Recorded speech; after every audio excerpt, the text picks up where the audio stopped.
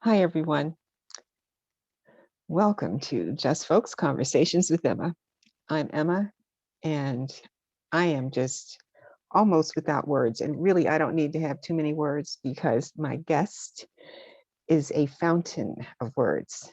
This is analysis. Um, Otherwise, my dear friend Ken Brown, but professionally known as analysis. And his specialty is he's a wordsmith. He creates scenarios and images and emotions and takes you places that maybe you haven't been. And if you've been there, he helps you to go back and revisit. Um, I want to make a quote here. I want to read this. Analysis is a spoken word artist, an organizer, an activist, a minister, an educator, a consultant, a bookseller, a soccer addict, and a lover of justice and human rights. He's been featured at spotlights at venues all across New England and the Mid-Atlantic. He has background in civil rights, economic justice, anti-apartheid, and anti-racist organizing, education, progressive ministry, justice theory, and international travel. All of this shows up in the words of analysis. And so without further ado, I'm going to sit back. I want you guys to sit back and get comfortable too. Hi, Ken. Hey there, how you? Oh, I'm wonderful. My goodness, Ah, all of those wonderful things. It's almost as if somebody was self-aggrandizing enough to have written those words about himself. Now I don't know who that would be, of course, in this but room, but well, I've heard you speak, and actually, this is your second interview with me. The first one you did through an organization called One God, One Thought Center for Better Living, and that was an awesome interview, I might say. Um, but none of those words really that we spoke about just recently, that I just spoke about you, fully describe the depth uh, and I always say that you write with a pen lit by fire, like dipped into fire. You could have really been a surgeon because you very specifically and very strategically, literally analyze a situation and bring such emotion to bear. Um, and this, listeners, is why the words of Emma will show up in my promo materials because they're so beautiful and so well written. I'm going to have to use them. I believe they're only the truth, though, because you do that. I want to share this with our audience. This is a quote, and this is what I'm quoting from, guys. Take a good look at this. I want you to run out and get two copies, one for you and one to share. This is called Somewhere Through the Haze, and this is written by Analysis. But there's a preface, and I just think it's so revealing about who you are as an artist. You start off with, I often tell people that I'm surprised I fell into poetry as late in life as I did. When in my 40s, I finally did get into the spoken word scene. I found it to be a natural artistic outlet for my soul, for my love of language, and most certainly for my examination of justice issues and my desire for a transformed world. That says a lot. What does that mean to you? And what is that? How does it show up for us and for people who've never met you? Well, uh, if you look at most poets that are on the scene, and you hear their testimonies and their background, they will tell you that they started writing as a child or started writing as a teenager or perhaps in their 20s. Uh, that it just came naturally to them very often as an outlet, very often as something to release many of the things that they're going through. You will hear more than one poet say that poetry saved my life. And it is more than just hyperbole that they are saying there. Uh, Poetry is really an art form uh, that comes to many people in order to emote and to express trauma and joy and everything in between. And so many poets really start writing at that young age. I did not poetry at least. I was certainly involved in plenty of other linguistic things and public speaking things, certainly as uh, a secondary educator, which of course is one of the circles of life that you and I connect on and had the privilege of being co-workers together for some years. Um, Certainly as a minister in ministry in terms of homiletics, preaching, in terms of keynote addresses, in terms of working with small groups and so forth and so on. So I had the opportunity to do plenty of public speaking in other venues, had the opportunity to write in other ways in terms of sermons or essays or what have you. Uh, and of course, as we all did, we came through school and we had our poetry unit or maybe even a whole poetry course. And that was a long time ago. And it's not something that necessarily stuck with me at the time. I found it interesting enough doing, high school coursework, but it's not something that really sunk into me. And I fell into poetry really when I was living in New England. I was in New Haven, Connecticut for a few years. I'm from Baltimore, as you have let the folk know, and as you know from our long time friendship. But I was living in Cleveland for a while. I had moved to New Haven, and in the process of just wanting to get to know people and get to know the town, I've begun to hang out at some of the coffee houses and poetry venues and fell in love with it. It was as if a bug just bit. And it was the really the kind of dynamic, interesting, engaging way that spoken word poetry particularly is presented that really got me into it in ways that poetry had never spoken to me before. Poetry it never spoke to me as strongly as it did when I really began to hang around the spoken word scene and meet those folk. And this, so I shouldn't even start naming names. There's so many people that really welcomed me into the poetry scene there in Connecticut. Certainly, a dear brother, Bob B. Dawn, was one of the key hosts there. Ernell Grant, uh, uh, uh, Shana Tanika Melton, and others in Connecticut that were hosts that welcomed me into the scene, even as I was just getting into it and learning my craft. Um, and so, that's kind of what I mean when I say I fell into it later in life.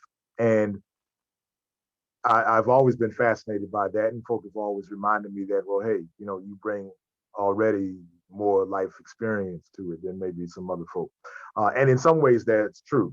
You know, And I wanted to follow up on that, particularly because when you look at some of the younger poets, they're approaching their messaging from, well, every poet, I think, well, every person who expresses something can only use their own point of view, but it's almost like a developmental phase that people go through as you move through life. So, coming into poetry as a teenager, as a younger person in your early 20s, young adults, there's a certain mindset, kind of an angst-driven overlay that typically, I feel anyway, that, well, I would say typifies some of the younger writers, and as they move through their life stories, their journeys, the focus of the writing changes, the perspective changes. But you, you were an older writer, you were an older poet.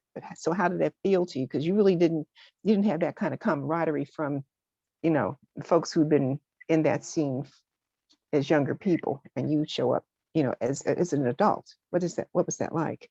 well, I think it allows me to bring in uh, some experience social politically, that maybe some of the younger poets haven't had a chance to have. And so that shows up in my writing.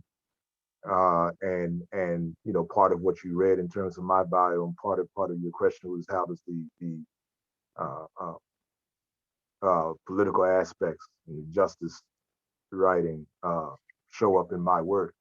and much of that is based on professional experience, career experience, uh, uh, uh, avocational experience, and that type of thing.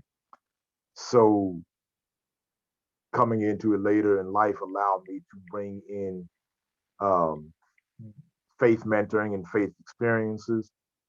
Uh, you and I both have a special place in our hearts for our late pastor, Reverend Wendell Phillips, and Yes. that whole crew of people, that whole set of elders that Yes. were involved in the civil rights movement, and that we were around and that we were able to learn from. And I just It add a little but further to that. They brought a real spiritual understanding to something that had a very worldly, secular feel to it.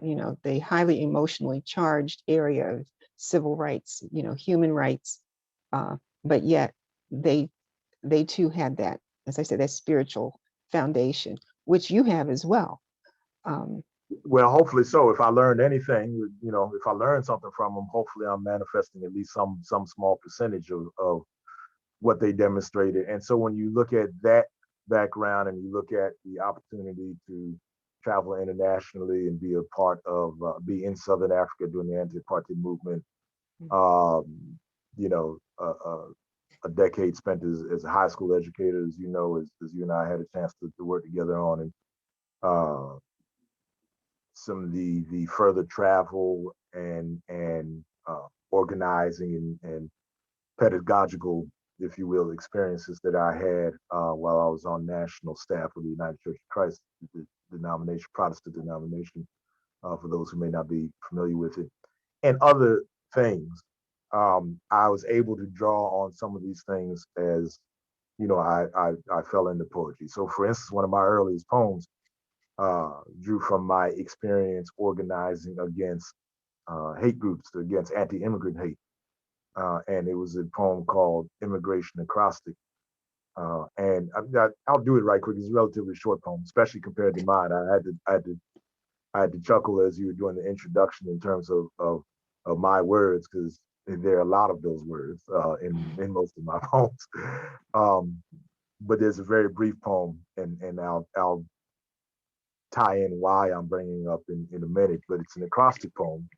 For those of you familiar with acrostic poetry, which uses either the alphabet or a word or a name, and uses the letters in order to write out lines of the poem. So if you wanted to take the alphabet and write a poem in which the lines began with each letter or your name, is a fun thing to try. Or um, as a piece of trivia, the longest chapter in the Bible is, I want to say, Psalm 119. If I remember correctly, I get 117 and 119 mixed up because one is the shortest chapter in the Bible, ironically enough, and one is the longest.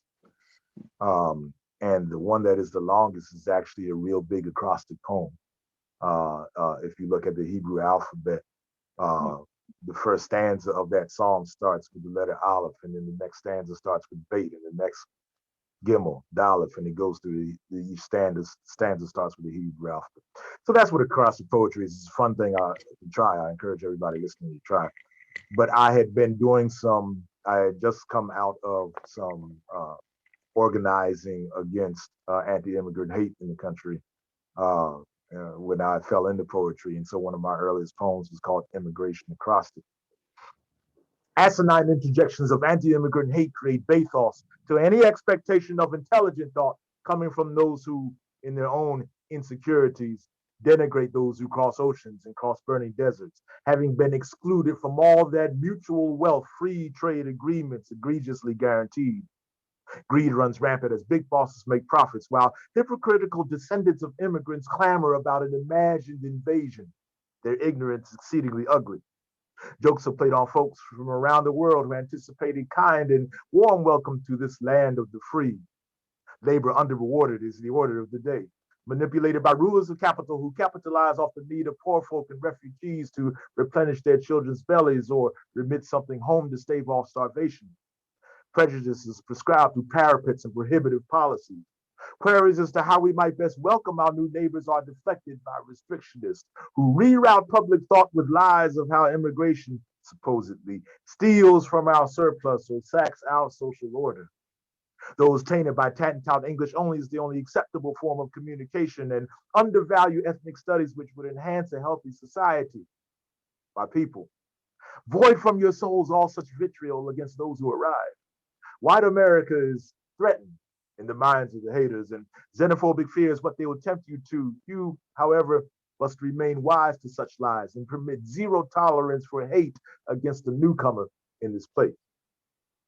And so again, that's called immigration acrostic. You know, And that is an interesting poem on many levels. And thank you. it really, and I like it because of the message, but it also makes you so engaged in how you listen, because you know that there's a pattern here that you're following. And so I that's just a work of genius. No, You I know, appreciate because it. I you know, appreciate that, especially this high compliment because again, it's one of my earliest poems okay. that I wrote when I got into poetry about 12 or so years ago. And but again, say all that to say I drew that from professional experience. So when we talk about what the position I was coming into poetry as opposed to maybe some of the younger people, you to get to draw on some of those professional experiences and life experience. Now, having said that, let me also say that uh, I have the great blessing to know and be associated with so many young poets whose power of writing is astonishing, especially given the fact that they have been here for far fewer years, given their young lives. Um, Part of that is for very tragic reasons. Part of that is because many of our young people have lived things that I mean you and I would just cringe at. They've lived through things in their young lives which nobody should have to live in. Some of these young people have lived 2 or 3 lives already. So in that sense, they're drawing from the emotional experience. They're drawing from things uh, uh, uh, that are very real to them. So I don't want to sit here and make it seem like you have to, have some of the years that we have in order to have had life experiences. Quite the opposite. Many of them have drawn upon that. Um, but and what these young poets have been able to do is utilize that experience and put it with their immense poetic skill, and produce top-notch poetry. You know, um, so when you step back and look at those differences and similarities, um, you always have to find who you are as a poet, as with any other art form. You have to find who you are as a poet and be able to stand on that and be cool with that. And my subject matter, my style of poetry is what it is. It reflects me. Um, I'm not in the position either experientially or emotionally or style wise or subject wise, to be somebody else. So the fun thing about poetry is that there are so many poets and there's so many styles of poetry and subject matters, and it goes so much across the spectrum that you can really draw on a variety of people and gain a more complete poetic experience. What I bring to the table, not only in terms of social political poems and my experience in that area, uh, but also just as the bio, as that very self-aggrandizing, as I say, bio that somebody wrote about himself. I'm gonna have to find out who actually wrote that bio and tell them to be a bit more modest with it next time. Um, but my, but but in terms of the love of words, that shows up even in things that are not social political pieces in their direct thing. That may show up in a love poem or what I like to call the little flirtatious poems. It may show up in a poem about family, but just the enjoyment of words and language that I have always had, and that has shown up in previous professional and avocational forms. Now, for the past little more than a decade, I've had a chance to put it into poetry, and so this has been a very long way of coming back to the first part of your question in terms of what do I mean when I say that I'm kind of surprised that I fell into it so late. I really am with the love of words and the love of language, and of course, there's always been subject matter. There's never a dearth of subject matter, especially if you're addressing justice matters. Um, I really Well, am fascinated that I fell into it as late as I did, but I'm glad I did. so why do you think you fell into poetry as opposed to other expressive forms that use words? What makes a poet? Oh wow. Give me a couple weeks to try to philosophize and research that question, and I'll come back to you Okay. in terms of what makes a poet. But I, I, I've had the opportunity to be into, or at least have had a foot in other art forms, uh, singing over the years in terms of choirs and chorales. Uh, Interesting, you should ask that question. I reposted on my Instagram account today uh, the post of a very dear friend of mine who is down in Cape Town, South Africa. She and I knew each other when we both lived in Maseru, Lesotho, in the late 80s, back in the anti-apartheid days. And we sang in a chorale there. She's an educator, but she's also a storyteller and a fantastic musician as well. And storytelling in the strong way that she practices it now is something that she kind of came into later in life as well. Okay. Um, so I think it's interesting that uh, both of us had a musical background. She much more so than I. I mean, she plays and writes and so forth. Um, but that musical background is something that I think provided somewhat of a foundation for us in words and led us both into spoken word art forms later. Her as a storyteller, me as a poet. Obviously, those are two things on the same spectrum. But and in terms of the visual arts, I enjoyed it growing up. Was co-president of the art club in high school. You would not be able to tell it if you asked me to draw something for you right now. You would find no evidence of any art skills from back in the day. Um, Mm. but I think you're being too modest. But yeah, you haven't. You can put a pad and a pen in front of me next time we see each other, and you will see that. Unfortunately, I'm all telling the truth. But so so I have enjoyed other art forms. Uh, the arts are so related. The arts cross over. You don't separate one from another. All of these things uh, are related, and that's why you have such beautiful collaborations. For example, between poets and musicians, between musicians and dancers. Obviously, to make an obvious statement, between poets, musicians, and dancers. You even have, for instance, you'll see some poetry in which there will be a painter or a drawer in the corner doing visual art during the night.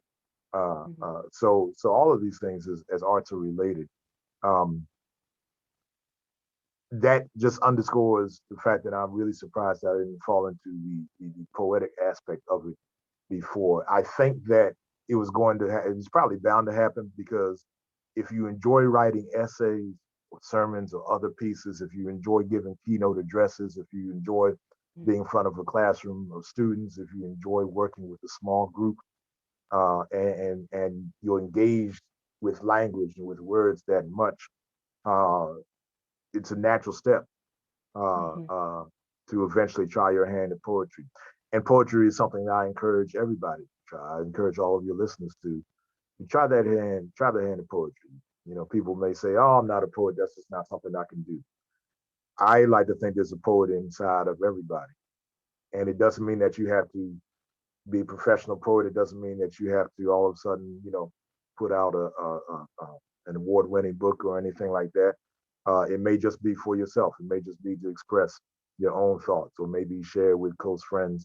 You may eventually find that you do want to get up on the mic on stage, but um, I think there's a poet inside all of us, just wanting to let out that human ability to play with language, to play with words. That was beautifully expressed. And really what it says to me is that everybody wants to communicate something. To me, it gets back to there's a story in everyone. We all have a story, Indeed. and it's how it's revealed. You know, and for you, um, you really do paint with words. Um, I wanted to ask you along those lines about your title of your book, Somewhere Through the Haze, and how what picture you're painting for us as readers. What are we to take away from that? Certainly, and I'm glad you emphasize the story that we all have inside of us, and the fact that we are storytellers, whether we're telling it through visual art or dance or poetry or the art of storytelling, because I think that's a very important point. And it also it makes me realize that I told you the story of the post of my friend, and I did not even give everybody her name, Philippa Namutebi Kabali Kagwa. Oh my goodness, Is say her that name. slowly. Philippa Hmm. Namutebi Kabali Kagwa. And that's a lot to write down, but if folk want to follow me in my accounts, which I'm sure we'll give out eventually, then you can find her through me, and you'll be easily able to connect with her. But I just wanted to make sure I gave her a shout out And we in can terms of we the can project. post a link to both your site Excellent, and anyone else's that you'd like to share this. excellent, excellent. Okay. Somewhere through the haze. The short answer to that is that it's in one of my poems. So it's a title that is drawn directly from a poem that is in that book, a poem called Dream Fade. And excuse me, uh, it's a poem about Dr. Not just about Martin Luther King Jr. specifically, but it is uh, a piece that is looking at the way society today looks at the civil rights movement and King and those leaders, and the way in which um, the understanding of those leaders and that movement is often very skewed and very watered down, and Mhm. is not understanding. They're often very co-opted by a society that is still white supremacist but wants to make itself look good, uh, and wants to wash itself, in oh, we love Dr. King, and we have a holiday, and we have schools named after him, and so forth and so on, while still maintaining a very entrenched systemic racism in the country and society. And so I thought that would be a good title for the book, not only because it comes from that piece, but also as an encouragement to all of us to keep sharp, to use our critical analysis, as it were, um, to be able to look through the haze of the miseducation that still happens in the society, the haze of the systemic oppression, the haze of the hyper patriotism, the haze of all of these things which uh, tempt us to not use our critical analysis and to not act on changing society. We need to be able to look through that haze. We need to continue to push ourselves. I need to continue to push myself to be able to look through that haze and act on uh, uh, the truths as opposed to the subtle lies and subtleties and that type of thing. So That is a very, I'd say, insightful, um, to use your word, analysis of our society, because it really is structured so that there are populations of people who are relegated to disadvantageous postures without thought. It's systemic, um, and yet there are efforts that various people make from varying backgrounds to acknowledge that status and then to deal with it. Um, for example, as we're speaking today, this is the second day of the impeachment trial, but the first day that they're presenting information, the actual case. in reference to Donald. I can't say the rest of it. Okay, Donald Trump. I know many Donald people that it's hard Donald to say his Trump. name. It's like Okay. Voldemort in Say he Harry who shall Potter or not be named. something. Okay. But given that and the fact that, and it is now documented, I just became aware of it. Excuse me. There exists a network of people, a coalition of people of varying backgrounds who worked in amazing concert with each other to be the losing my voice, I'm sorry, to be the counterbalance to the right wing um, assault on the republic. We don't have, as we know, a true democracy, but we do have something that approaches a republic. We certainly do not have a full-fledged dictatorship, but that seems to be the direction in which some people want to go, whether they call it that or not. So how does, what is the place of poetry? What is the place of the artist when you look at the big picture, you look at our environment, you look at our society, our world, we're on a single planet, although some people are not aware that they can't get off this one and hop over to the next one if they don't like what's happening here.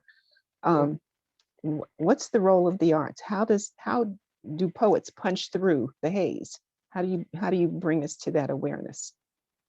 You see me looking down now because I'm trying to bring a quote up on my phone. I'm surprised I haven't just gone ahead and memorized this particular uh, quote by late great June Jordan. Many of your listeners, I'm sure, are familiar with June Jordan, African American uh, uh, poet. She was not only very skilled, um, but very courageous and forthright, and um, didn't give a damn who wasn't going to like what she said. She Mm-hmm. said what needed to be said, Mm-hmm. and so she was known for her social political pieces. She was bisexual, as I recall. I believe she self-identified as bi, but one way or the other, she was queer along that spectrum, had some identification on that spectrum, and so she was living her life, uh, loud and proud as a poet, talking about what needed to be done. Mm-hmm. And she is someone that, if she were here answering that question herself, would say very directly that poetry is a political act. Uh, So poetry that is a political act. yes, Okay. uh, that as an artist, she found that she could not separate uh, herself and her art from speaking truth to power, from speaking a word that was intended to raise people's consciousness and change. And I feel it on that, and I'm with her on that. I know that for me personally, uh, part of the reason why I'm in this art form, and I think about this a lot. I think about it more and more as I get older, and trying to figure out exactly what I'm going to do with it. Um, I realize more and more that for me, it's part of my call, and Okay. I need to treat it with the same energy and discipline, and if that has ministerial theological overtones, then it should, because I definitely mean it that way. Um, Mm-hmm. Mm-hmm. that just as those of us who are in ministry feel some sense of call to it, that's the same for me, and I believe for many people in terms of poetry. And certainly the two, are uh, or should be working together. And as a part of that, just as my call to ministry is a very social political one in terms of what I feel ministers should be doing in terms of transforming, leading and being a part of efforts to make this on earth as it is in heaven, as the famous prayer goes. Um, I believe that my poetry should be a part of that and is doing the same thing. And um, many people have said that. And here's what June Jordan said: poetry is a political act because it involves telling the truth. In the process of telling the truth about what you feel or what you see, each of us has to get in touch with himself or herself in a really deep, serious way. Our culture does not encourage us to undertake that attunement. Consequently, most of us really exist at the mercy of other people's formulations of what's important. But if you're in the difficult process of living as a poet, you're constantly trying to make an attunement to yourself which no outside manipulation or propaganda can disturb. That makes you a sturdy, dependable voice, which others want to hear and respond to. So poetry becomes a means for useful dialogue between people who are not only unknown, but mute to each other. It produces a dialogue among people that guards all of us against manipulation by our so-called leaders. Okay, that's quite a powerful statement because that's a powerful tool, and she understands how to wield it, and apparently you do too. Well, and I mean, you hit it right on the head. It's not only knowing that, but it's how to wield, knowing how to wield it and how to wield it in certain contexts. And there's something that comes to mind that we may want to come to in our conversation in a minute, and that would be concerning the young lady Amanda Gorman. Um, and She was next to if my we can, list. I want to pin that. I want to circle back around to that Okay. because I definitely have my thoughts on that situation, and for many people, many of those thoughts will be a bit unpopular. But Okay. um, but you talked earlier about he who shall not be named, Okay. and um, again, what we've been saying is that the art should be used to educate with some critical analysis so that we can do what needs to be done. Um, and we talked earlier about trying to draw on some of my educational background or experience. And so, out of the many things that could be said about the past president, many more important things than what I'm about to talk about in this poem, um, it just bothers me when I hear people not use history correctly, misunderstand history, because that has been so the miseducation and the misuse of history and the use of inaccurate history has been so ingrained in us and ingrained in society that leads to mentalities which produce very serious consequences, which produce the continued phobias and hates and isms and that type of thing. And I'm sure all of your listeners may indeed remember. It's been a few years ago now. I think it was during the first year of his administration when he said, and I quote, "Had Andrew Jackson been a little bit later, you wouldn't have had the Civil War. He was a very tough person, but he had a big heart. Why was there the Civil War? Why could that one not be worked out?" End quote. They say a little bit of knowledge is a dangerous thing. You, sir, have such precious little that your imbecility is an existential threat. Your behavior like that of a petulant child with dangerous toys in your possession and caretakers that cater to your every world-threatening whim. This gullible country put the mic in your hand, and now we have to suffer a fool. Letting you comment on the past is like letting a fiend into a pharmacy to pass out prescriptions of pernicious opinions. Now everyone has to overdose on dumb shit. At least your predecessor was more smooth, not unlike Jefferson or indeed your idol. They all said nice things while stabbing nations in the back. You, however, just overrun us with overt insults to our intelligence. We need a wall built around your mouth to protect us from your invasion of ignorance and to send all of this bull back to the shithole mindset it came from. Why could that one not have been worked out? Exactly how was it going to be avoided, 45? How? You ain't got all the answers. Hell, you don't even have the right questions. I asked you exactly what was going to be worked out. Clearly not the breaking of bondage and all that was a deal breaker to his business plan and yours.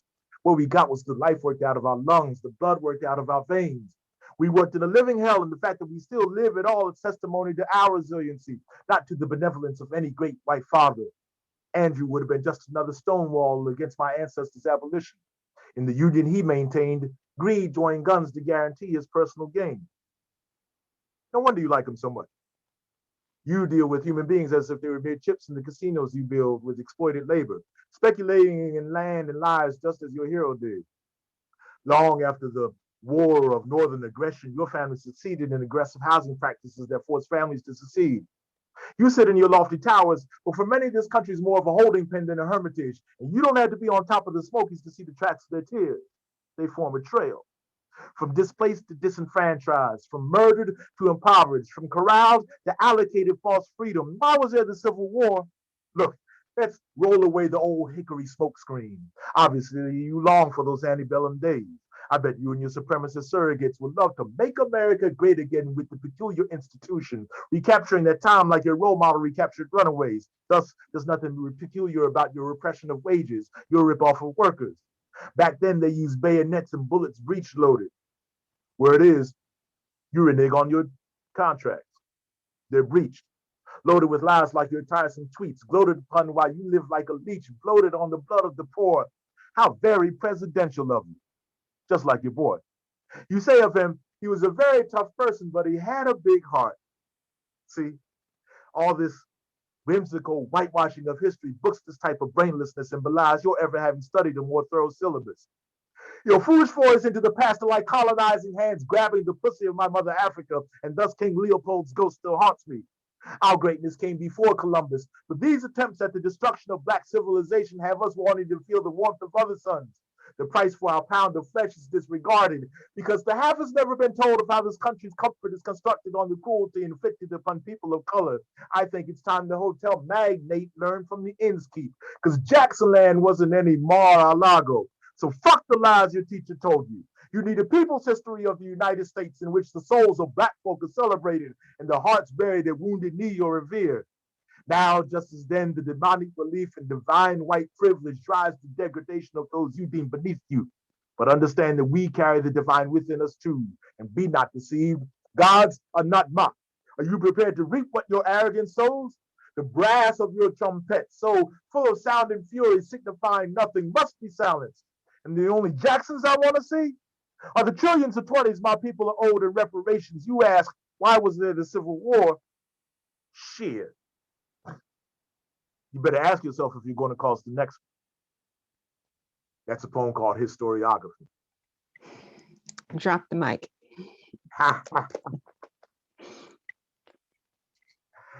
And there's a reason why I did that based on what we were talking about. Yes. You've heard that piece before, although I'm not sure you ever had a chance to hear it in its entirety. Actually, I have. Cool. Because again, you know, this whole misuse of history and inaccurate teaching of history is a very, very severe problem. It is. My father's a historian, actually. My father's a professor of African American history. You know, and education and the accurate use thereof has always been important to me.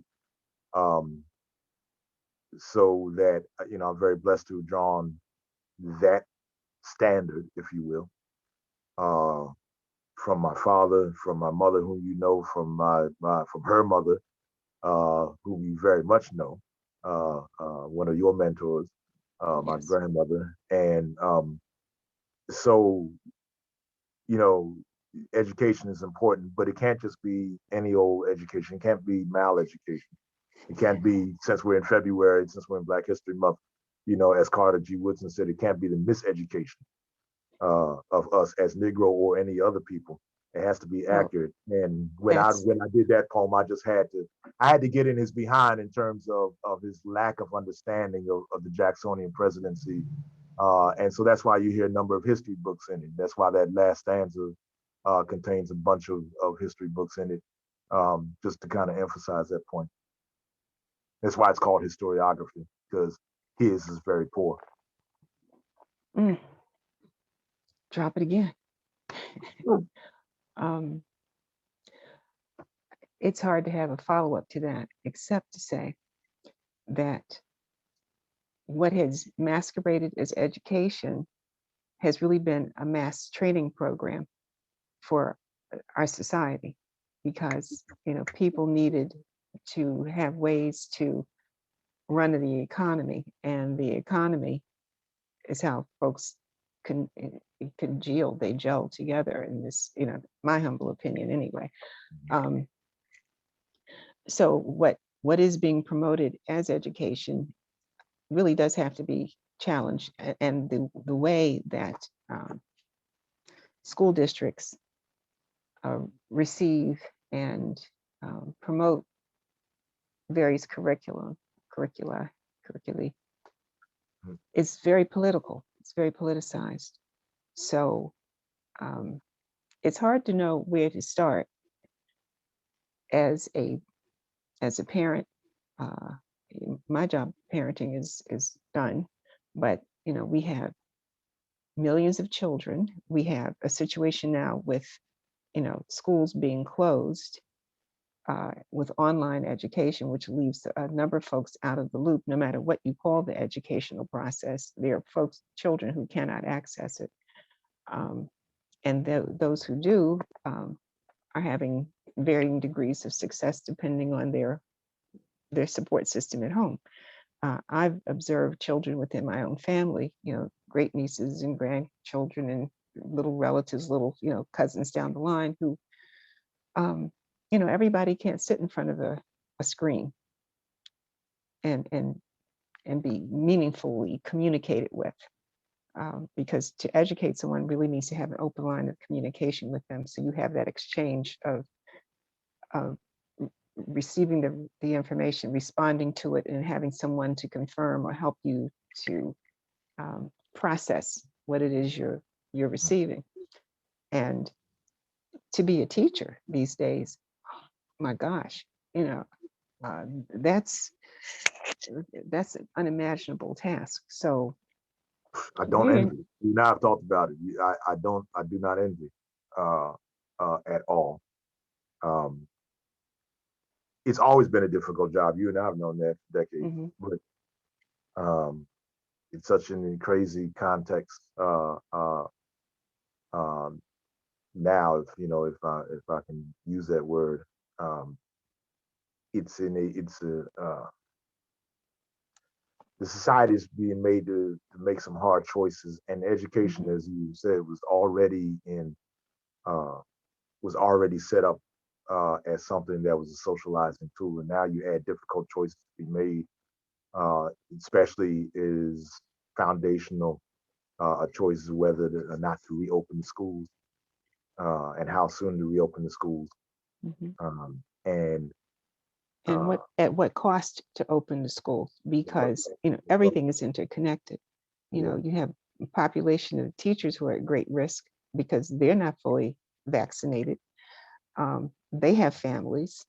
Children don't show the symptoms as readily as the adults. They're carriers. So you end up carrying home perhaps a virus, which impacts, all the people that you as a teacher have within your circle. So, that's it's not talked about enough. That is not talked about enough. Uh, I'm sure most of your listeners know we're speaking in Maryland, so may be familiar with some of the counties.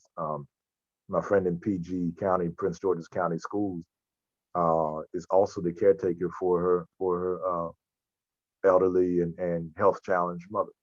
mm, Um, so what happens if PG reopens the schools soon, which they are talking about doing, just as they are here in Baltimore City and elsewhere. mhm. Um, and she has to navigate working with preschoolers and kindergarten.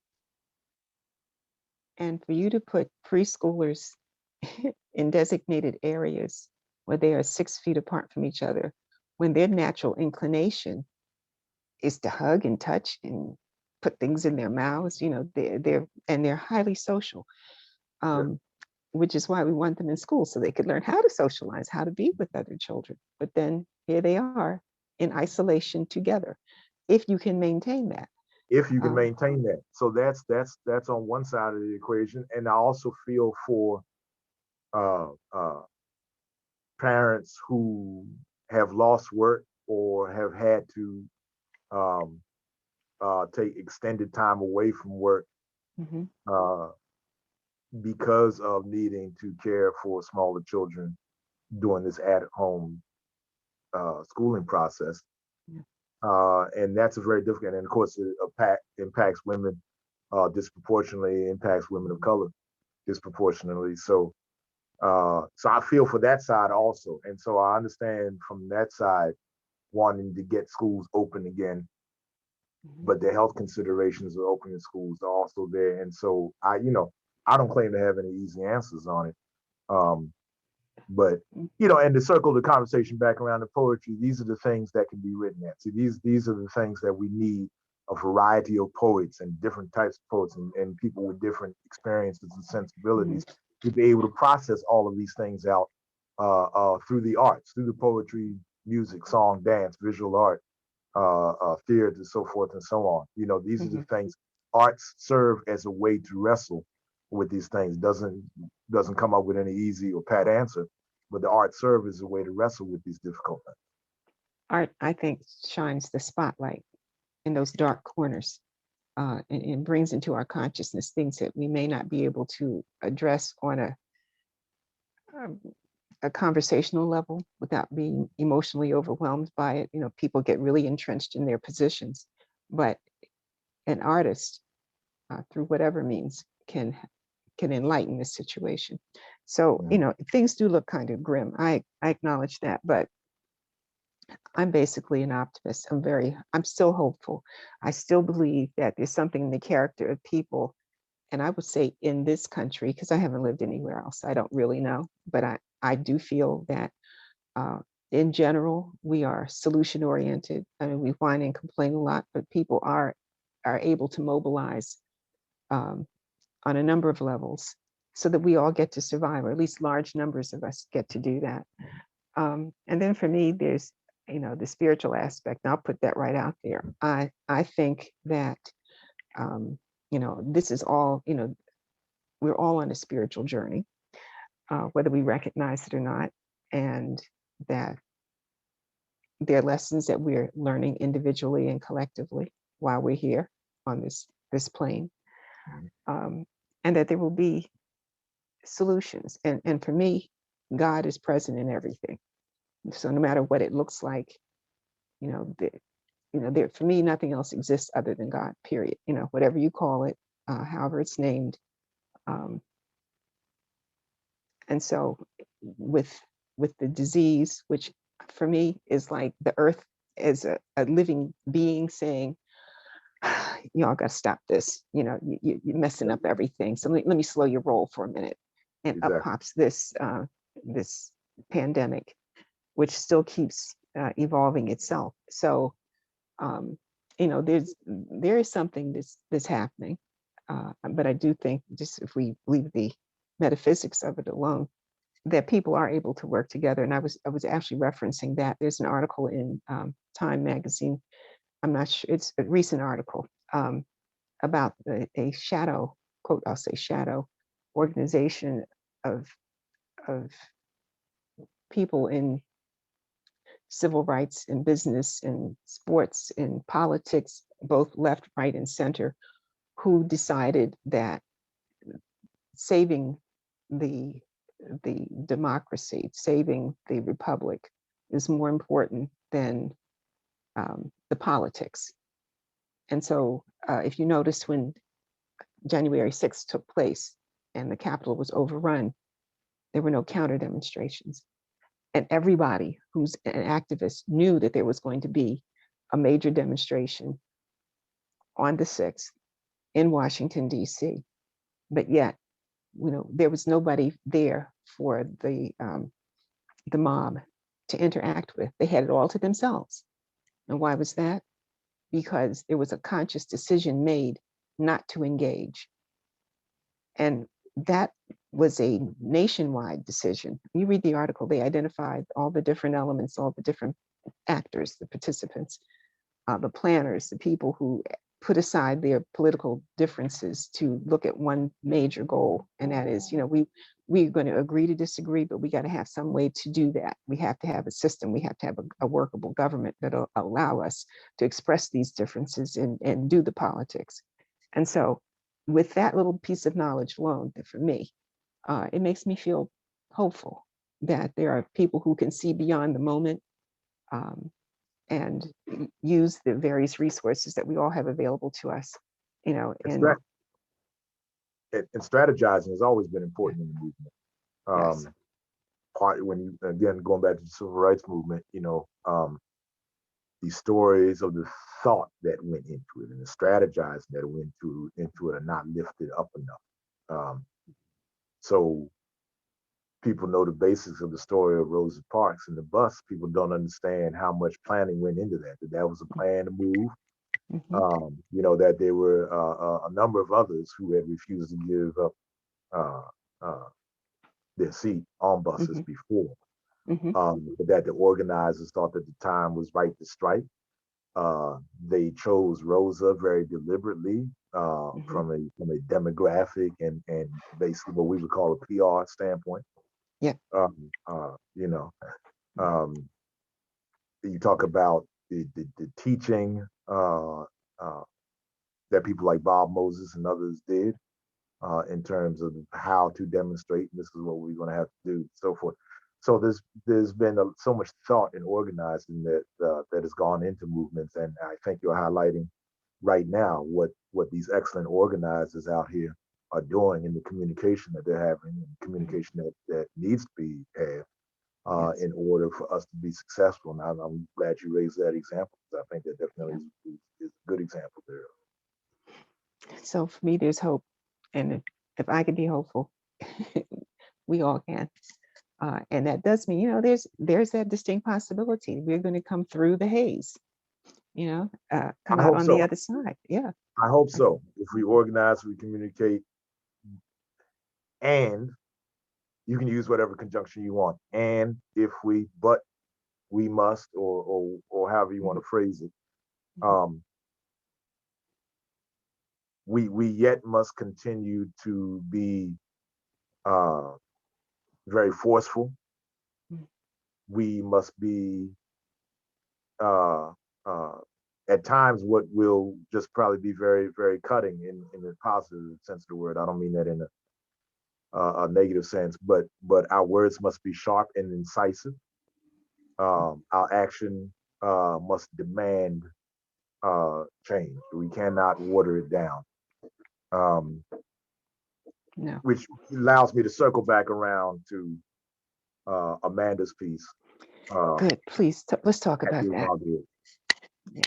And I'll say for your listeners ahead of time that I actually wrote a full piece on this, and you can read it on my Facebook page. If you go to Analysis the Poet, facebook.com/Analysis the Poet. If you go to my YouTube channel, which doesn't have a whole lot on it, I just recently started it, but uh, if you look up the poet known as Analysis, try putting that in quotation marks, and hopefully it'll get there. Um, I actually We'll kind of, post we'll post a link though, can't we? yes, thank you. Okay, we And can do so I wrote all of these thoughts out in full, but just very briefly, um, the first thing to say, and I wrote about this also, is that I didn't watch the inauguration because I didn't want to. My soul, I couldn't bring my soul to do it, my mind to do it. I did not want to be part of yet another celebration of American exceptionalism and American empire and the status quo. I speak for your listeners by way of transparency. I speak from what is generally called the radical left, which basically means left of Democrat. Anything left of Democrat is called the radical left. okay. Um, whether you're talking about Greens or socialism or anarchism or what have you, anywhere along that spectrum. I disaffiliated with the Democratic Party a few election cycles ago now.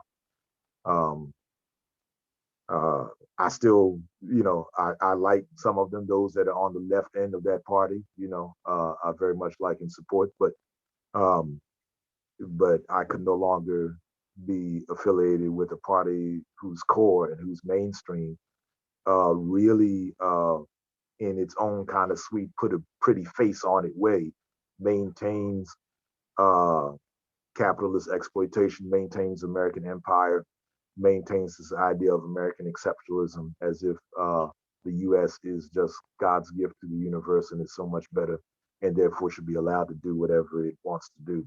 As far as I'm concerned, Joe Biden is an example of this. Is he as bad as the person we just did a poem about a few minutes ago? Thank God, no. Thankfully, no.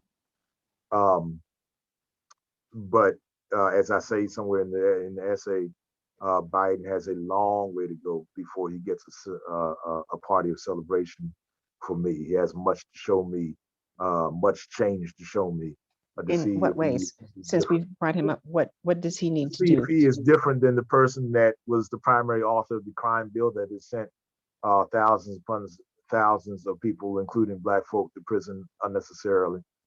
Um, to see if he will change from being the war hawk that he is, uh, in terms of foreign policy, in terms of his being very militaristic and imperialistic. He was a staunch ally of George W. Bush in war policy, and you see that in the Biden administration. Yes, I am that black guy who has major problems with Barack Obama. That'll come out in, that's probably coming out in this conversation, and therefore with his vice president as well, who is now president, so forth and so on.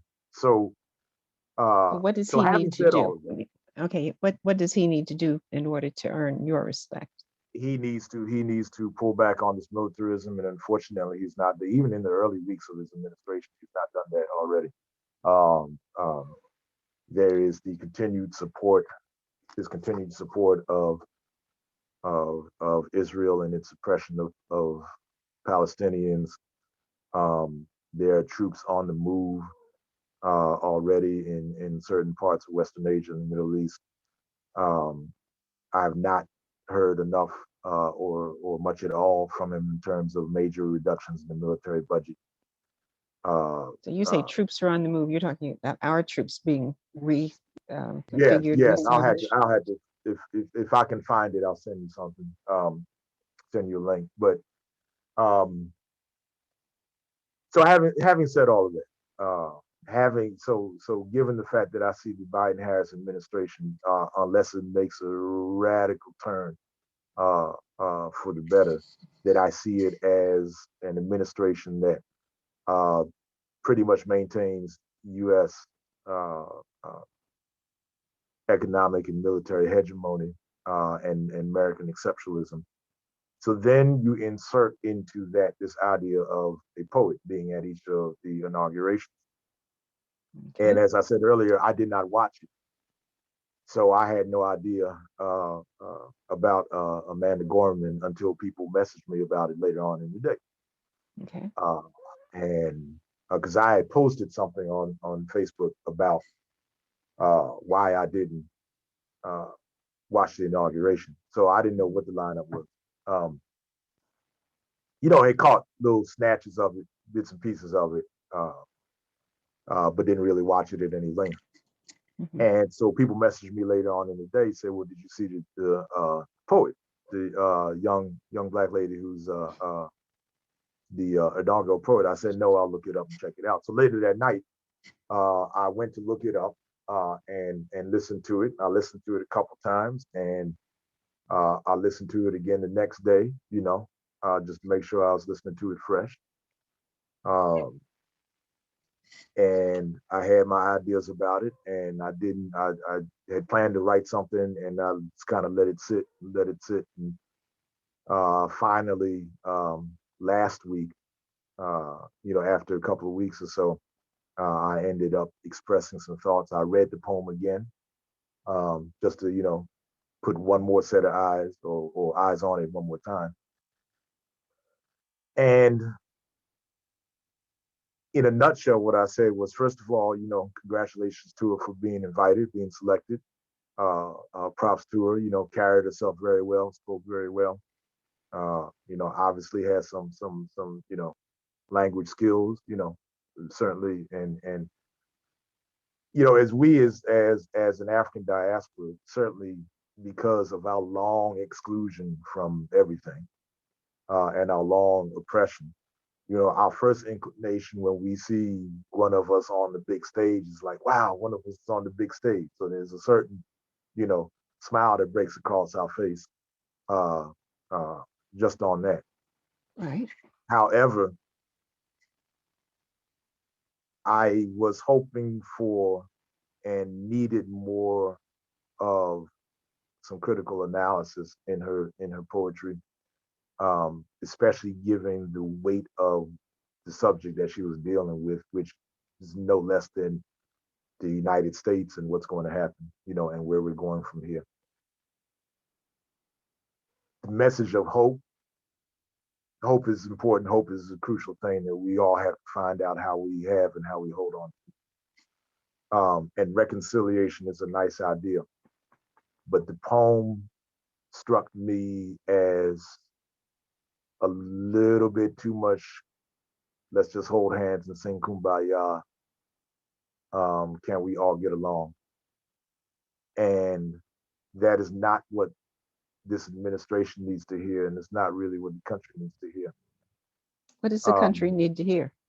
the country needs to hear a message of Democrat or Republican. There are fundamental changes that need to be made, and we will be watching you like a hawk. Um, this administration needs to hear that we as a people are uh, going to keep a foot way deep in your behind, to make sure that you are hearing us, which is what When has you to say happen. Even some of we the as more a people, positive, who are the people you're referring to as we as the I'm going to who are the say um, oppressed groups in this country. I'm going to say those that are less economically fortunate, those who are immigrants, those who are affected by the racism of the criminal justice system, and those are those the very people by definition who don't have around the power. world. So how do the Well, those that lower down on the power scale, how do you hold them that accountable? From what position? well, that goes back to the organizing that you were talking about, that you're lifting up in terms of the way uh, uh, groups have come together to organize and coordination and that type of thing. But many of Um, those people were and not the disempowered. Many of those folks were the Chamber of Commerce.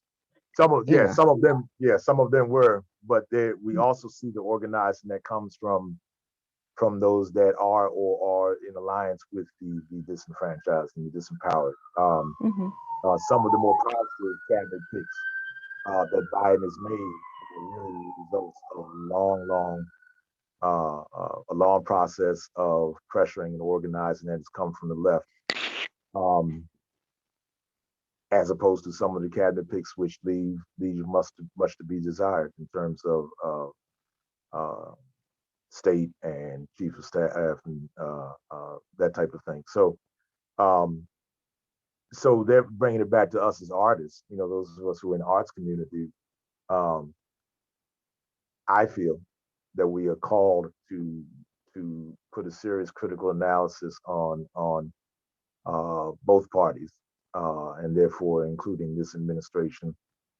And what bothered me was that this administration is using, and I'll go ahead and use that stronger word because I believe that's what it is. This administration used a young lady, a young sister, uh, and her talent to pacify, to pacify the country into thinking that just because we have escaped the outlier monstrous administration that was Trump, um, that now let's breathe, let's party, um, because we have this centrist Democrat administration in. you don't And think that what she was doing in her speaking was holding up the the goal, the standard of something we should be reaching toward, as opposed to saying, well, we I don't think she said we've arrived and everything's been solved. It wasn't time for that type of in order for us to get to that goal. We as artists are going to have to be, again, use a lot more critical analysis and be a lot more, what word am I looking for?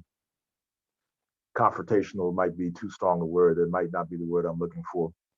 But what I'll speak in the converse, what we as artists cannot do is be in a situation like that and say that, hey, basically, in effect, what she said was that, hey, this administration is here, and now let's just hold hands. Let's come together as a country, because that type of coming together, and again, that's why I kind of sarcastically said, let's just hold hands to say kumbaya, um, is actually not what we need in that type of generalized, watered down sense, because um, that always serves the status quo that has been, the problem in the first place. That type of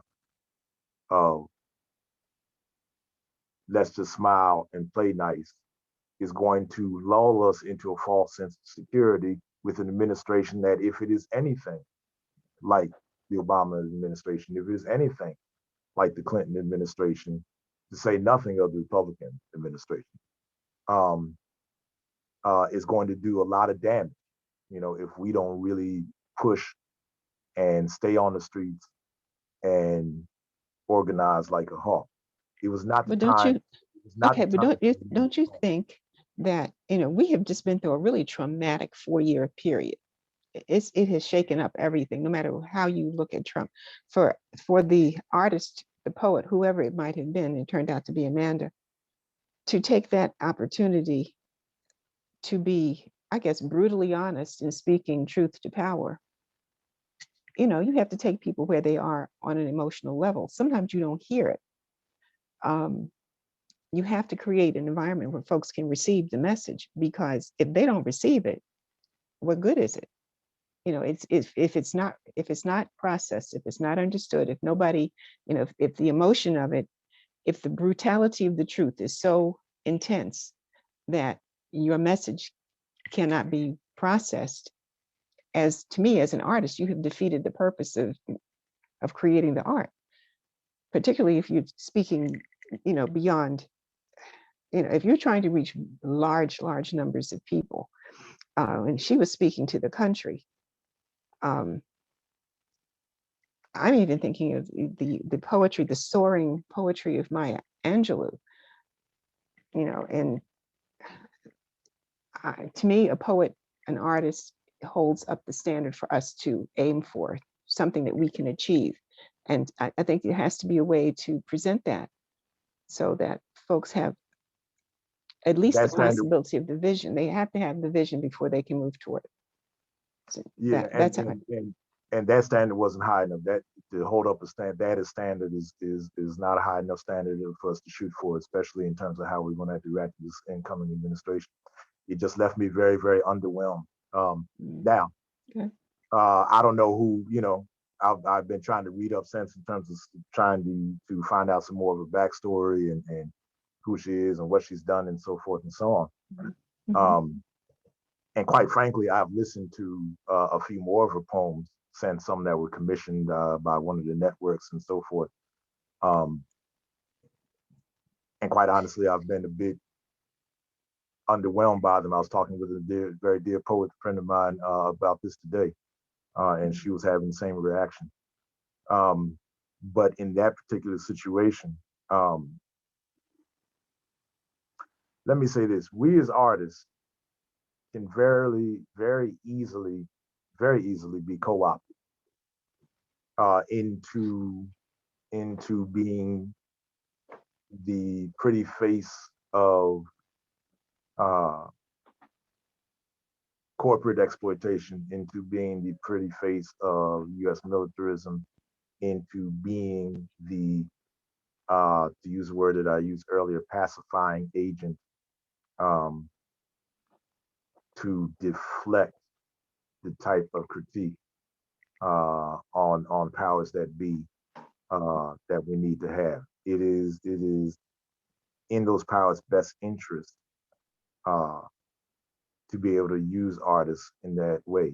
And what angers me, and when you read, and I'm sure you'll take a look at what I read and what I wrote, which I probably in which I probably express myself more clearly than I am now.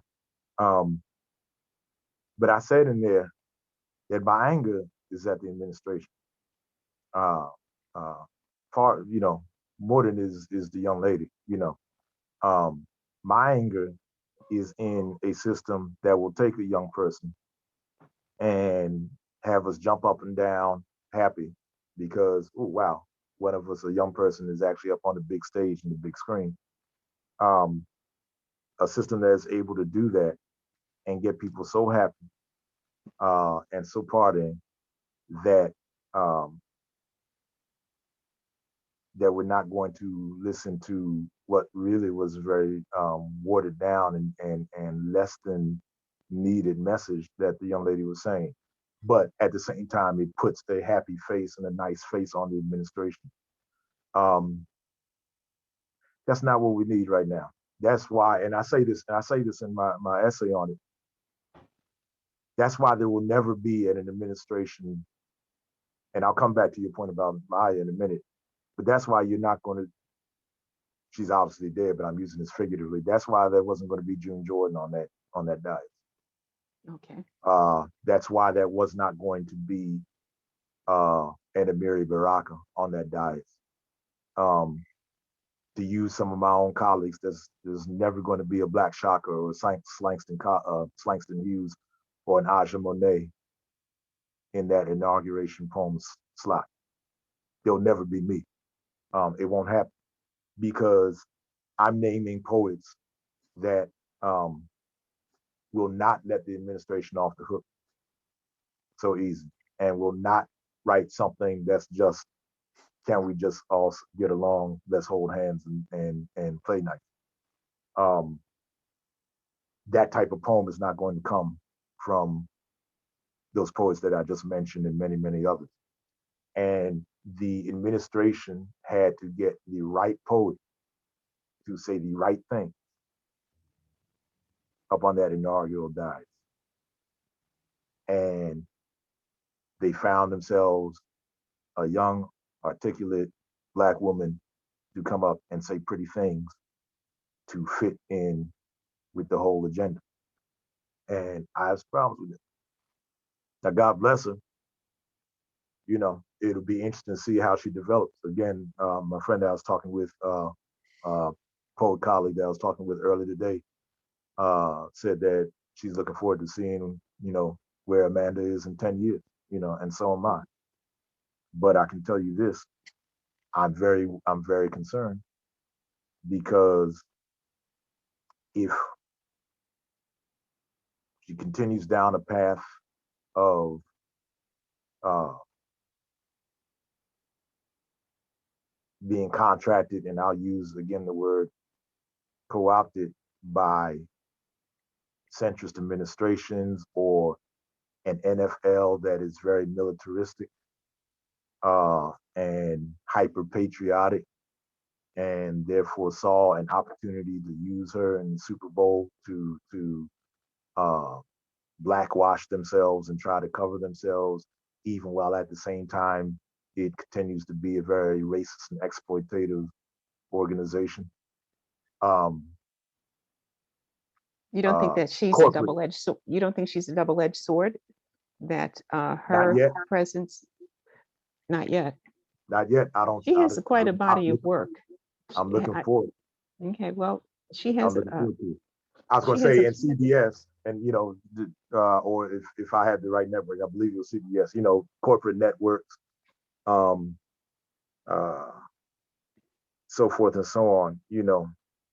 she has to be very careful. And I hope there are those mentors in her life that will work with her to be extremely, extremely cautious about going down this path because it will water down her poetry. It already is. Again, I sense, even since I wrote that piece, I've listened to more of her poems. It will water down her poetry. Um, she has more talent than I would think than in terms of developing in the subject matter. And I hope that with time and growth and the right mentoring, the right people in her life, um, she's going to see these red flags that I see. But right now, um, again, I'm angry at a government and corporate and militaristic society that is chomping at the bit to find young talent of color Mhm. to hide behind and to wash themselves. And again, this is I encourage people to read or to listen to my fuller essay on this, and it'll probably make a lot more sense. Well, this is why um, I asked you to come and join me because I knew you would have some some points to make that uh, with that pen of yours that's dipped in flames that you would use to cut away the excesses, and get to the heart of the matter. It's kind of jarring to hear some of the things you're saying, although I have to recognize that if you step back and look at the society overall, the things you're saying are distinctly possible. Um, I guess to some extent I'm in the haze too. I'm really plugging your book, but And I love you uh, for it. um, there are some wonderful, again, insightful, really skillfully written poems that I'm encouraging the audience to read. Um, and so, is there a poem you'd like to share? Another one before we wind down?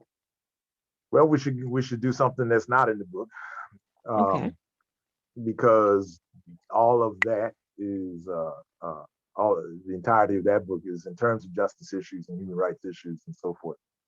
Um, Let me say before I forget that there's also a forthcoming album, so I hope that people will keep an eye out for that and will remember to follow me in my social media so that they can find out when that album is released. It is called A Couple Thousand Years Later, Okay.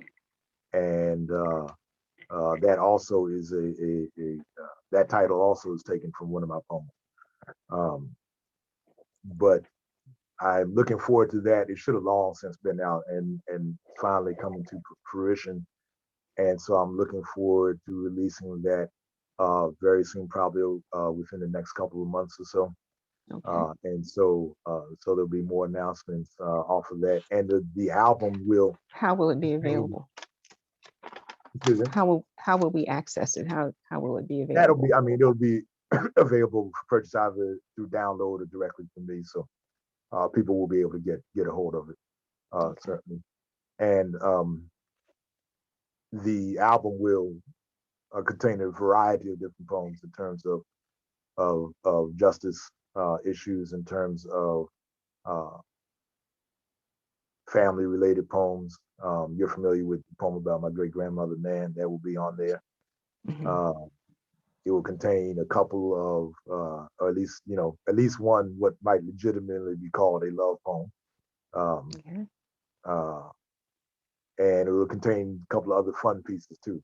Just some things to laugh at as well as think about at the same time. Um, and most of the pieces will be a cappella, but a few have musical tracks, which are really wonderful and well done by some dear friends and producers, Maurice Carroll, Ty Allen, Cameroon Kuba. And so it's going to be a lot of fun. So I just wanted to make sure that I did not forget to mention that so that folk can keep an eye out for that. Uh, let's see. Let's see. One more poem.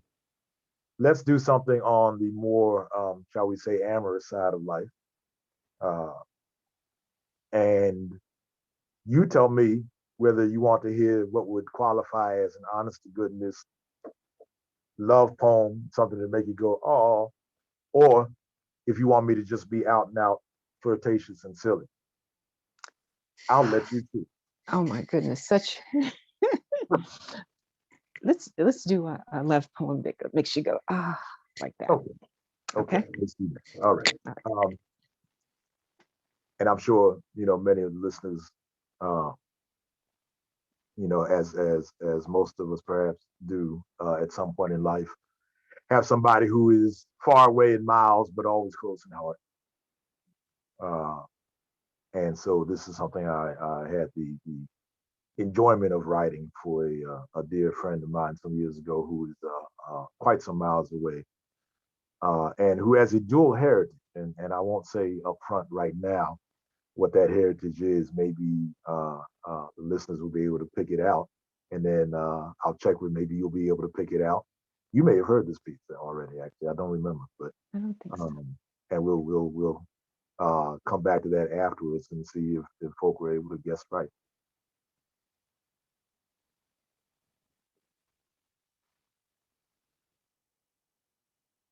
Laura dreams of locks, and I dream of Laura. Locked onto her aura, I'm guided to her spirit like stars leading me through the Rift Valley. In my mind, there's no rift. Yea, though I walk through the valley of missing her, I fear not.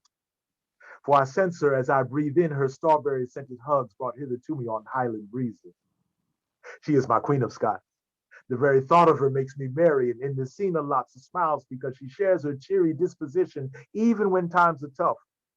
Clearly, my position is that I can't get enough of her, for she holds my interest in rapt attention like ancient Hibernian lore harnessing my heart's imagination.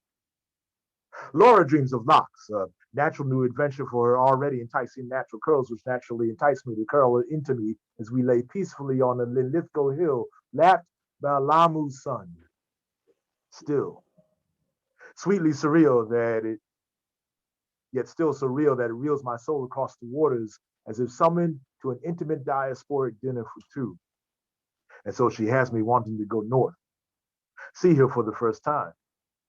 Again, Atlantic indicates not the distance between us as much as the depths of my passions for her. Thus, my passions traverse the depths that I might tear down Hadrian's wall just so she could be with me. Feel me run my fingers through her dark sienna tresses as she nestles into me, safe from the mad world.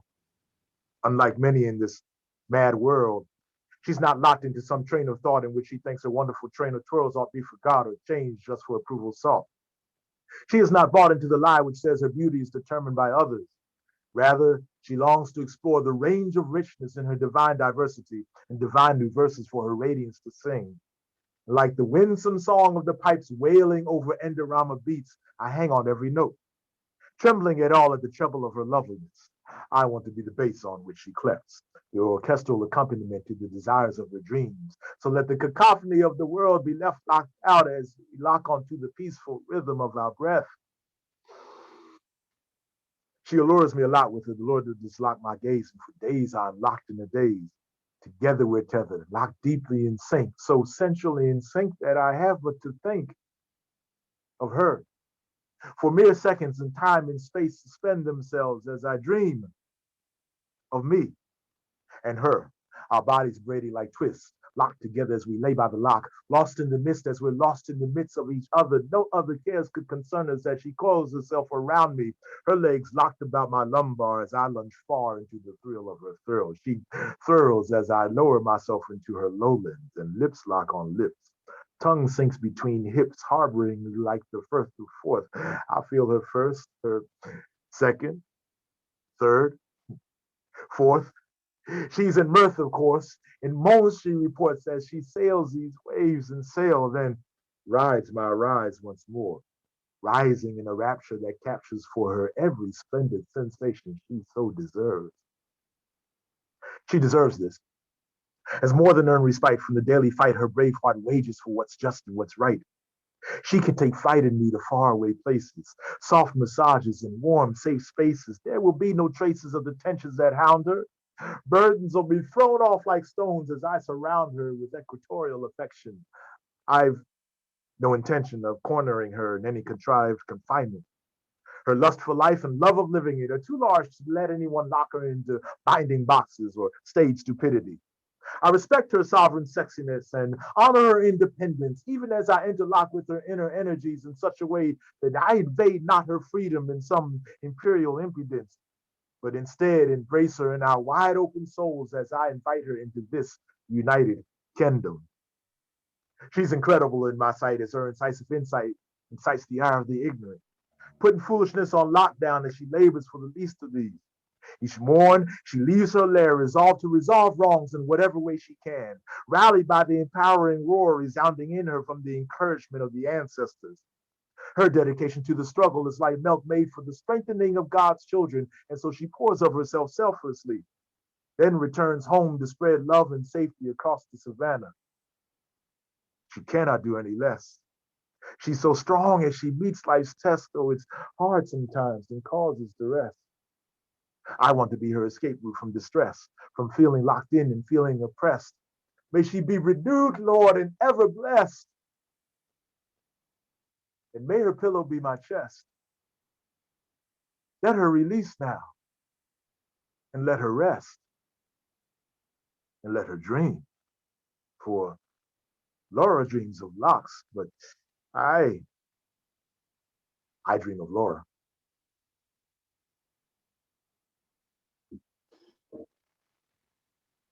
That's beautiful. Thank you. That's beautiful. I appreciate that. Oh, I appreciate that. That's a beautiful poem. It's quite a journey. It's an experience. And I appreciate you using that terminology also. A couple friends of mine, fellow poets themselves, used to say that a lot of my poems are like epics. I've heard more than one person say that they're kind of stories and sagas, and in that respect, excuse me. And it's interesting uh, how that can happen in different types of things. That can happen either in terms of a historical justice piece, if you will, or in a love poem such as that. But my writing style, as you can hear in that piece, will still draw culture in and history in, Mm-hmm. even though it's a love piece. And so that was one of the it's the way I would write it. It's the way analysis would write it. And it's also a lot of fun because I got to draw from her dual heritage ethnically. And I got to draw from things that are specifically about her that nobody, the average listener wouldn't know because they don't know her. And things about the interaction between she and I, which again nobody would know, unless they knew us. Mm-hmm. And so that was a lot of fun, kind of drawing from that and putting it all together. Dear friend and excellent poet herself, goes by the name Love the Poet, used to say that many of my poems are treasure hunts, in the sense that there's these things to find in them, and that poem certainly is an example of stuff of such, because there's just a lot of things to find about it. Did you guess what her heritage is ethnically? Well, one part of it is she's African heritage, and then with the locks, she's was it Irish or Scottish or something? She's Scots and Kenyan specifically in terms of Africa. She's a Scots Kenyan. Yep.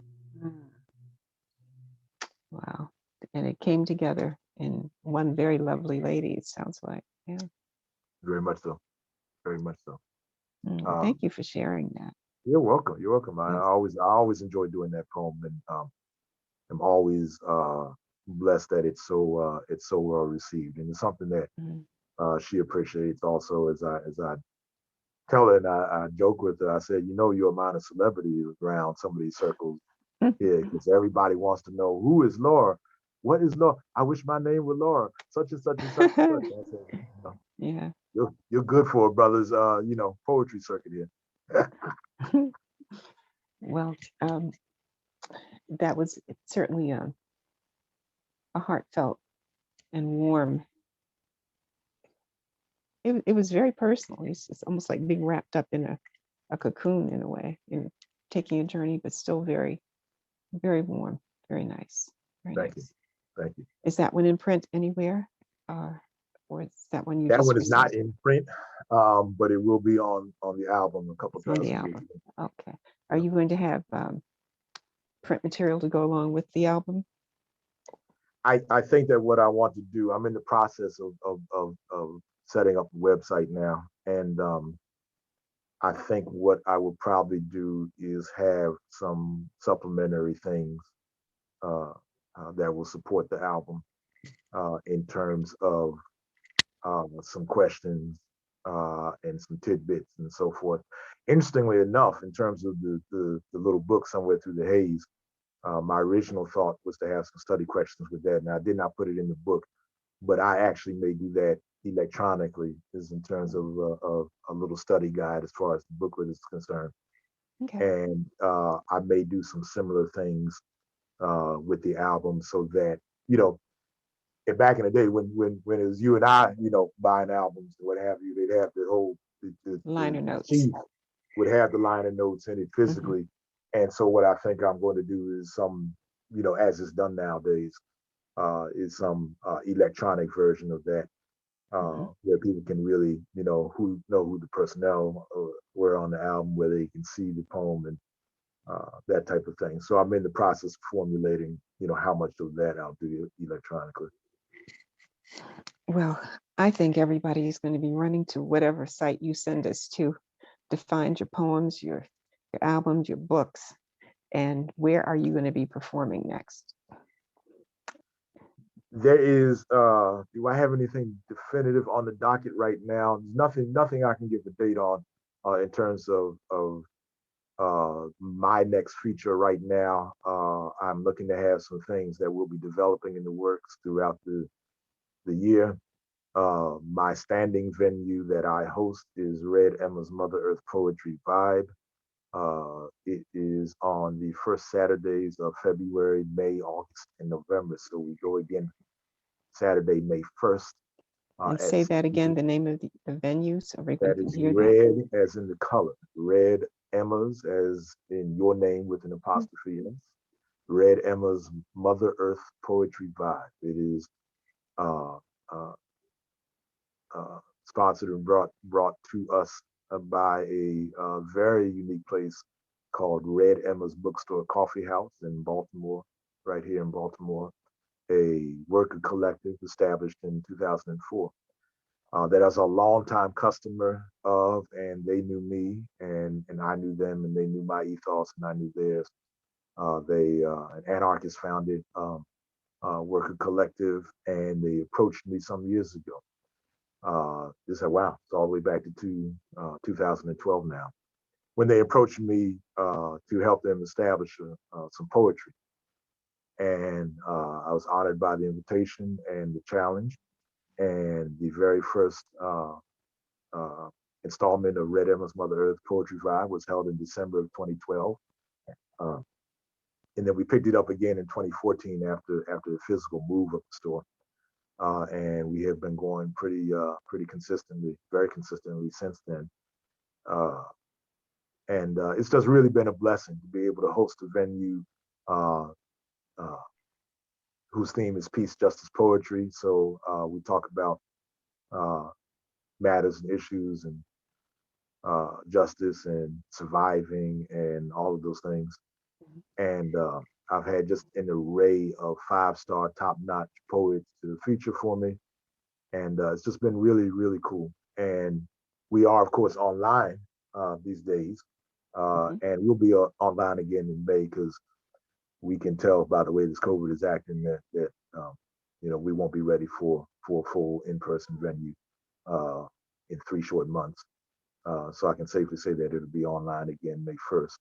Okay. But it's really been a joy to me to be able to not only be a poet who performs and features for other people, but to host my own venue and to be able to create an atmosphere where poets that are brand new, shaking because it's their first time on the mic, all the way to national slam champions, um, Mm. have graced the mic and it can come and call it one of their venues where they feel comfortable being at. And so that's just been a joy. That's wonderful. And we can access that by simply looking up Red Emma's Mother Earth Poetry Vibes The online. website of the store is redemas.org. And so closer to the time that will be in the events listing, it's not up there now, but closer to the May date, you will see the event listed on the store's website, which is red, just as it sounds, RED as in David, EM as in Mary, M as in Mary, AS.org. And of course, in all of my social media and my electronics, it will be advertised closer to the time as well. Very good. And I'm sure I can post as well. I'll give it to my tech crew. I love you and your tech crew for like doing all of this and picking out my stuff. I'm gonna just have to, just CC you when I'm sending out stuff because y'all are on it. Absolutely. Yes. I'll tell Michael. There you go. The Okay. high paid. That's high paid. I want y'all to know, listening. That's very high paid tech crew. Yes. I have tripled his salary recently. And Wow. I'm nothing if not generous. I'll say that. Okay. Well, Ken, analysis. I just wanted to thank you for a really stimulating, interesting, invigorating, thoughtful, thought-provoking conversation. That's what Conversations with Emma is all about. And I appreciate your time, your energy, your integrity that you really bring. Um, and I thank everyone who has the time to devote to joining us and watching and listening, because we're broadcasting. I guess that's the word, posting anyway, on YouTube, Facebook, and Anchor Podcasts. We'll certainly have a thoughtful, meaty discussion to reflect on. I I really appreciate that.